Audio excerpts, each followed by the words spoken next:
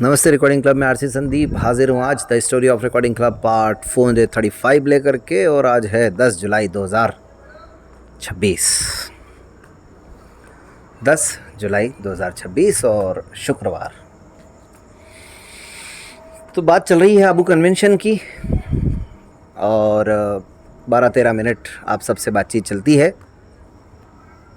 और 22, 23, 25, 30 साथी आप लोग भी हैं जो सुन लेते हैं। मैं वैसे कभी कभी सोचता हूँ कि कौन महान लोग हैं, 20-25 लोग जो इस कहानी के आते ही उसको सुनते या नहीं सुनते वो तो अलग बात है, लेकिन क्लिक कर देते हैं। अब आप कहेंगे यार हम सुनते हैं और एक तो तुम डाउट कर रहे हो। डाउट इसलिए कर रहा हूँ क्योंकि जो सुनते हैं उनकी प्रतिक्रियाएं आमतौर पर देखने में आ नहीं पाती हैं और यूट्यूब में पता नहीं चलता है कि किसने सुना किसने नहीं सुना। वॉइस मैसेजेस एक दो साथियों के कभी कभार आ जाते हैं, लाइक भी 20-25 व्यूज़ में से 5-7 लाइक आ जाते हैं, कमेंट तो बमुश्किल 1-2 ही आ पाते हैं। तो ऐसे में मतलब कम से कम इतना आप सबका अपनापन है कि आप इस कहानी के आते ही इसको ओपन तो करते हैं, इसको प्ले तो करते हैं, इसको थोड़ा बहुत ही सही सुनते ज़रूर है। वैसे ऑन एन एवरेज इसका 5-7 मिनट 5-6 मिनट के आसपास 5 मिनट के आसपास आ ही जाता है। तो अगर आप डबल स्पीड भी करके सुनते हैं तो मैं समझता हूँ कि ठीक है एवरेज। तो फिर ऐसे में रिकॉर्डिंग क्लब की बेहतरी के लिए आप सबके सुझाव हमेशा आमंत्रित रहते हैं। और चैनल अगर सब्सक्राइब नहीं किया है तो सब्सक्राइब ज़रूर किया करें, वीडियो को लाइक तो करना ही है। खैर कभी ना कभी जब थोड़ा रिकॉर्डिंग क्लब ठीक ठाक स्थिति में होगा तो वीडियो फॉर्मेट में भी लाने की कोशिश रहेगी। फ़िलहाल तो बातचीत का सिलसिला आगे बढ़ाते हैं भाई। अब 15 अगस्त भी मना लिया, ऐप का भी जो कुछ होना था वो सब हो गया, रजिस्ट्रेशन भी शुरू हो गए, तैयारियों के लिए भी तो आना जाना करना था। तो हुआ ये कि सितंबर महीने में, तारीख मुझे बिल्कुल याद नहीं है लेकिन इतना याद है कि 20 सितंबर से लेके 26-27 सितंबर के आसपास की ही रही होगी, ये मुझे ज़रूर याद है।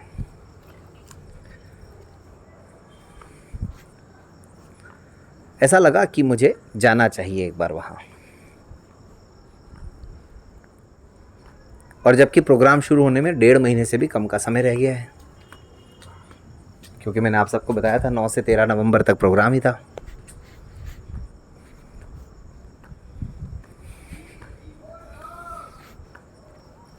तो फिर एक आध कहानी में मैंने बताया था आपको कि उन दिनों मुझे एक नया सारथी मिल गया था, लेकिन अभी मैं उसको बहुत ज़्यादा कहीं ले जाने की बात सोच नहीं रहा था, इसलिए मैंने खुद ही अकेले जाने का निर्णय किया। ठीक है, तो जो भी डेट थी 25, 26, 27 सितंबर उसके आसपास मैं आबू रोड पहुंचा। वैसे इस दौरे के बारे में जो सबसे ज़्यादा महत्वपूर्ण बात है मुझे वही याद है। इसके अलावा मैं स्टेशन पे जब पहुंचा तो मुझे कौन मिला, फिर मैं वहाँ से कहाँ गया, क्या किया, वो बहुत ज़्यादा याद मुझे है नहीं। लेकिन अगर मैं दिमाग पे बहुत ज़्यादा जोर डालूं तो मैं ये मान सकता हूँ कि विपुल मुझे स्टेशन पे मिले होंगे या फिर बीके की तरफ से कोई गाड़ी मुझे लेने आई होगी। जो भी हो, मान के चलते हैं कि चूँकि विपुल से तो मेरी बात होती रहती थी और मेरे साथ वहाँ विपुल का होना भी ज़रूरी था। तो हम लोग दरअसल मुद्दा एक ये भी था कि जहाँ जहाँ लेटर देना है, जैसे नक्की झील का प्रशासन है उनको लेटर देना था कि भाई बोटिंग वोटिंग उस दिन निःशुल्क की जाए, और ट्रैफिक पुलिस वगैरह वहाँ की जो क्या बोलते हैं उसको, नगर पालिका जो है, माउंट आबू एडमिनिस्ट्रेशन जो है, उनको भी ये बताना था कि भाई इतने सारे लोग आएंगे तो उनके लिए व्यवस्थाएं करनी चाहिए। खैर जब मैं पहुंचा तो पहला दिन तो हमारा वहीं लोकल लेवल पे आसपास घूमने में बीता, बस वगैरह के अरेंजमेंट के लिए बीता। और वहाँ बीके में भी जिन जिन लोगों से मिलना था उनसे मिलने जुलने में कामकाज निकला। ये सब बातें मैं बहुत ज़्यादा दिमाग पे जोर डाल के और धुंधली धुंधली जो चीज़ें हैं माइंड में, उन्हीं के आधार पर सोच करके आप सबको बता रहा हूँ। क्योंकि अब जैसे क्या हुआ, किसी ऑफिस में गए, किसी बंदे ने हमें वेट कराया, तो मुझे ये तो याद है कि उस बंदे ने वेट कराया, लेकिन एग्जैक्ट टाइमिंग, एग्जैक्ट उस बंदे का नाम, ये सब चीज़ें दिमाग से अब विस्मित हो गई हैं, यानी मैं भूल चुका हूँ। तो खैर वहाँ पहुँचा मैं, हालांकि एक संकट भी था, अकेले मुझे जाने में काफ़ी दिक्कत हो रही थी, लेकिन फिर भी मैं गया।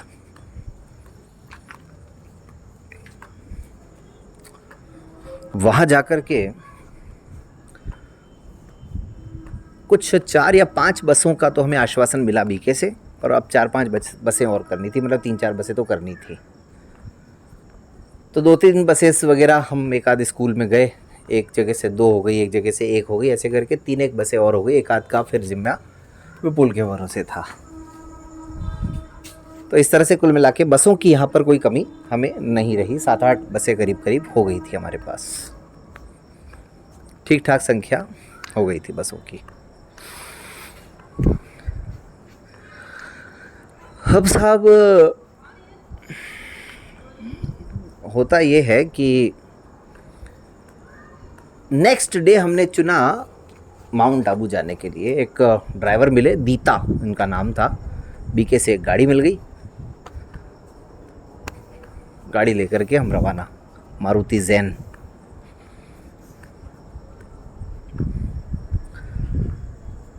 सबसे पहला काम था हमारा नगर पालिका प्रशासन में जाना।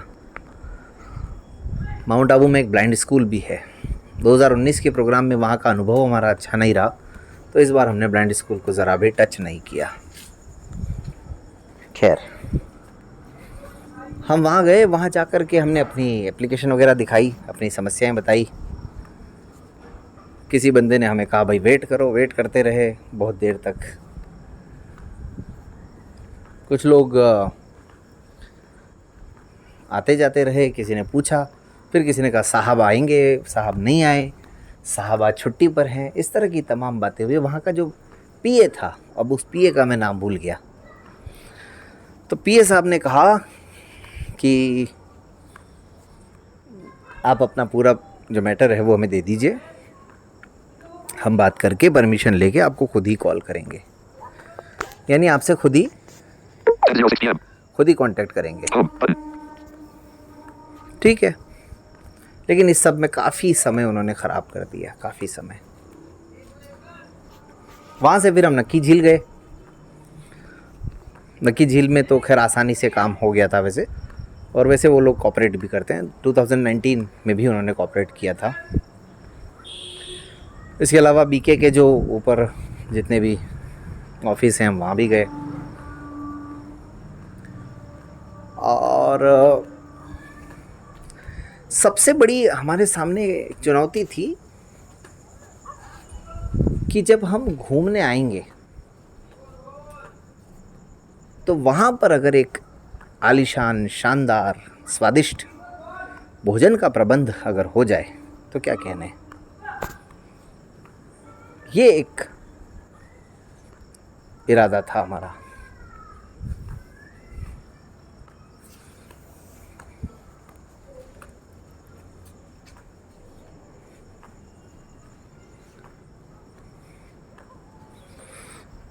लेकिन हमारे इरादे होने से ही काम हो जाए तो फिर तो बात ही क्या है।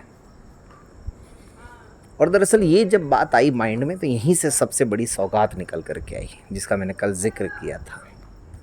पता नहीं कल आप लोग समझे थे या नहीं, खैर नहीं भी समझे होंगे तो कौन सा एग्ज़ाम तो देना नहीं है इससे।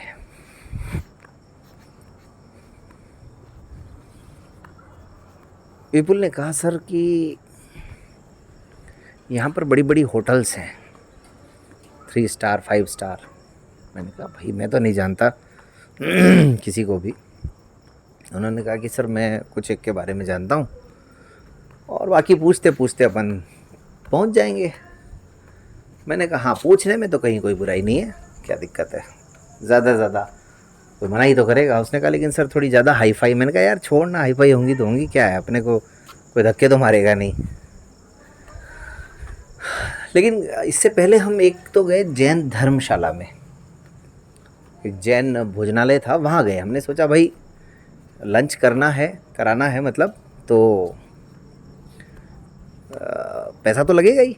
और हमने कहा कोई भोजनालय ऐसा मिल जाए या कोई होटल छोटी मोटी ऐसी मिल जाए जो थोड़ा स्पॉन्सर कर दे, थोड़ा पैसा ले ले, तो कुछ 50-60 हज़ार में अपना ठीक ठाक लंच हो जाए। वहाँ गए, मेन्यू की बात हुई, सब कुछ हो गया। तकरीबन पता नहीं 120 रुपये या 140 रुपये थाली वो चार्ज करना चाह रहा था। तो 300 लोगों के हिसाब से देखें तो आप 40-42-45 हज़ार तो लगने ही थे। उसका जो भी मेन्यू वगैरह था वो सब। हमने कहा चलो कुछ नहीं तो फिर देखेंगे, यही होगा फिर आखिर फाइनल। देलवाड़ा मंदिर के आसपास कहीं था वो, देलवाड़ा के जो जैन मंदिर है उनके आसपास ही कहीं था। फिर लौटते समय विपुल ने बताया कि वो होटलें जो हैं वो रास्ते में ही होंगी, मतलब जाते समय एंट्रेंस में और लौटते समय निकलते समय वहाँ पर मिलेंगी बाहर। तो फिर मैंने कहा नाम बताओ। उसने बताया एक तो हिल्टन है सर। अच्छा, मैंने ये नाम पहली बार ही सुने थे, मैं ऑनेस्टली कहूँ ना, तो मुझे होटलों का कोई बहुत ज़्यादा अंदाज़ा था ना, मुझे माउंट आबू का ही कोई अंदाज़ा था, और 2019 में ऐसी आवश्यकता पड़ी नहीं थी। तो हम सबसे पहले साहब हिल्टन में गए। हिल्टन की शान और शौकत देख करके हम तो समझ गए मन में कि ये आ तो गए लेकिन होना जाना कुछ नहीं है। वहाँ गए, बहुत देर तक सोफ़ों पे बैठने को ज़रूर मिला। किसी ने कहा मैनेजर साहब को बुलाते हैं, किसी ने कहा हाँ सर, किसी ने कहा कि आपकी आवश्यकता बताइए, ये वो जो भी है मतलब। तो फिर मैनेजर साहब से बात हुई। मैनेजर साहब ने कहा कि हम आपको कॉल कर देंगे, नंबर ले लिए, और वही जो हमेशा से होता है।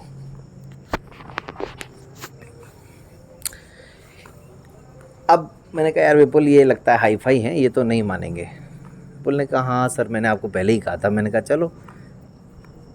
फिर हम जाने लगे। विपुल ने कहा सर एक और है। मैंने कहा कौन सी? उसने कहा सर हिल लॉक नाम है उसका। पहली तो थी हिल्टन, दूसरी है हिल लॉक। मैंने कहा अच्छा हिल लॉक, तो देखें क्या सर? मैंने कहा चलो, अब जब तुम कह रहे हो आसपास ही है तो चलते हैं भाई। और दोनों थी भी वाकई में पास में ही। और दरअसल इसी होटल हिल लॉक से ही वो सौगात जुड़ी हुई है।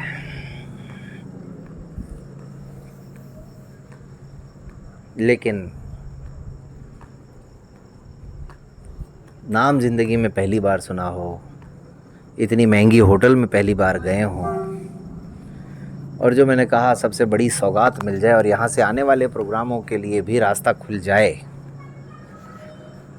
तो ये तो फिर किसी चमत्कार से कम नहीं था। लेकिन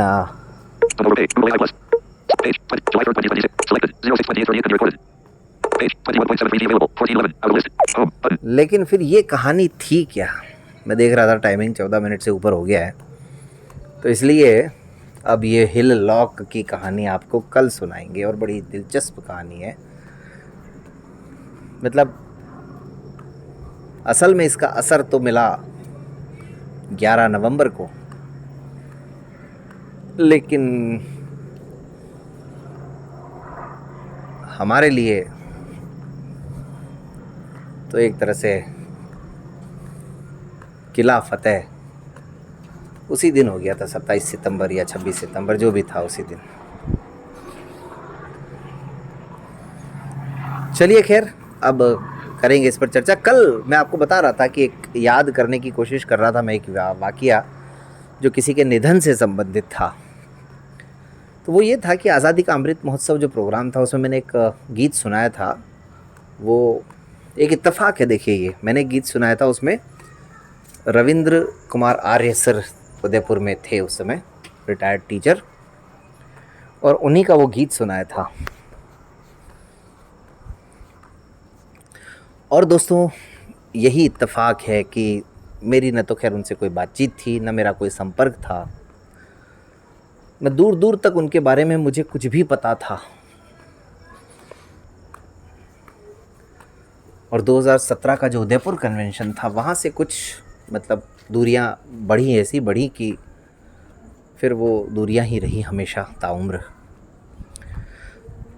और ये मैं क्यों सुना रहा हूँ, एक तो इत्तेफाक ये हुआ कि मैंने गीत सुनाया 15 अगस्त को उन्हीं का, आज तो हंसने का दिन है, मातृभू अश्क बहाती क्यों, खुशी के मौसम में ये पवन दर्द का साज बजाती क्यों।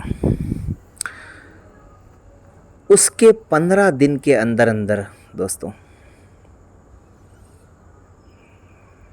आर्य साहब इस दुनिया से रुखसत हो गए, उनका इंतकाल हो गया, वो शांत हो गए, उनका निधन हो गया। ये एक बहुत बड़ा इत्तेफाक था। और वो इसलिए नहीं कि मैंने उनका गीत सुनाया, वो इसलिए कि मुझे उनके गीत के बारे में याद आया, उस गीत का जिक्र हुआ उस लाइव प्रोग्राम में 750 मिनट के। और उन दिनों जो अली, मैंने कुछ कार्यक्रम पहले आपको सुनाया था कि अली असगर भाई की तरफ से जो संविधान की क्लासें लगाई जा रही थी वो उन्हीं के निधन के आसपास बंद करनी पड़ी, क्योंकि अली भी काफ़ी डिस्टर्ब हो गए थे। तो ये सब इत्तेफाक थे। खैर, चैनल को सब्सक्राइब करें, वीडियो को लाइक और शेयर करना मत भूलना अपने दोस्तों के साथ। कोई भी वीडियो जो आपको पसंद आता है, रिकॉर्डिंग हॉस्टल, रिकॉर्डिंग क्लब में बुक्स, रिकॉर्डिंग क्लब में magazines, recording club matrimonial meet, recording club के रेडियो प्रोग्राम्स, रिकॉर्डिंग क्लब का ऐप और रिकॉर्डिंग क्लब का व्हाट्सएप ग्रुप, या फिर हमारे रीडर्स के साथ इंटरेक्शन, कुछ भी आपके लिए हमेशा तैयार है। और परसों 12 जुलाई को रिकॉर्डिंग क्लब छात्रावास को 1 साल हो जाएगा, तो उसका भी हम एक लाइव प्रोग्राम करेंगे दोपहर 1 बजे से संभवतः 2 बजे तक। आप सब उसमें भी जुड़ सकते हैं। उसका लिंक 12 बजे तक आपको रिकॉर्डिंग क्लब के तमाम मंचों पर दे दिया जाएगा। आज के लिए इतना ही, नमस्कार।